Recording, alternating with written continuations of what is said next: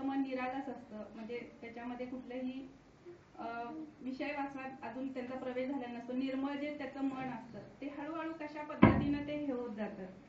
आणि एक असा क्षण येतो किंवा एक अशा वयाच्या टप्प्यावर जो माणूस येतो की तिथं त्याला ती जाणीव होते आणि त्याला आपण आपलं पूर्वीचं जे निरागस मन आहे ते कुठंतरी शोधावं किंवा ते किती चांगलं होतं अशी त्याला जाणीव होते।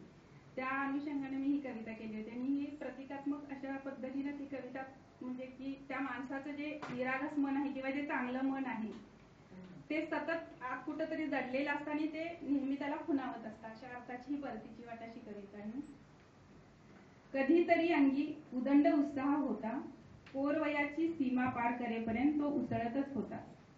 खाल्लेले पचत होते, पचलेले अंगी लागत होते, एवढ्या तेवढ्याने सर्दी पडसे होत नव्हते। मुद्रेवरचे हास्य कधी मावळत नव्हते, सुंदर असणे आणि दिसणे बरोबरीने घडत होते। पुढे पुढे डोळ्या देखत त्याला ओहोटी लागते, मोठेपणी स्वाभाविक सौंदर्य लोप पावते। पार्लरमध्ये केविलवाणी धडपड चालू राहते, प्रौढत्वी निज शैशवास जपणे जमेनासे होते। वाढते वय वाढीचा नजराणा घेऊन प्रकट झाले, उंची बुद्धी बळ झेप आकांक्षांना बरोबर घेऊन आले।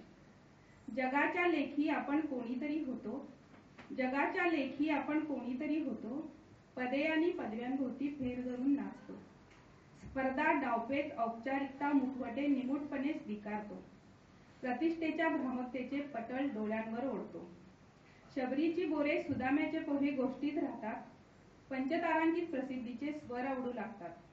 पत्नी मुले बाळे विसरून पंक्ती पार पडू लागतात। साधी राहणी उच्च विचारसरणी ही तत्वे पाठ्यपुस्तकाचा आश्रय घेतात। वय वाढते वजनही वाढते रक्तदाब वाढतो, वय वाढते वजनही वाढते रक्तदाब वाढतो, ऐश्वर्याचे सरोवर समोर मी कोरडाच राहतो। अंतर्यामी आनंदाचा डोह आटत जातो, अंतर्यामी आनंदाचा डोह आटत जातो, आनंदाचे डोही आनंद तरंग अभंग भंग पावतो।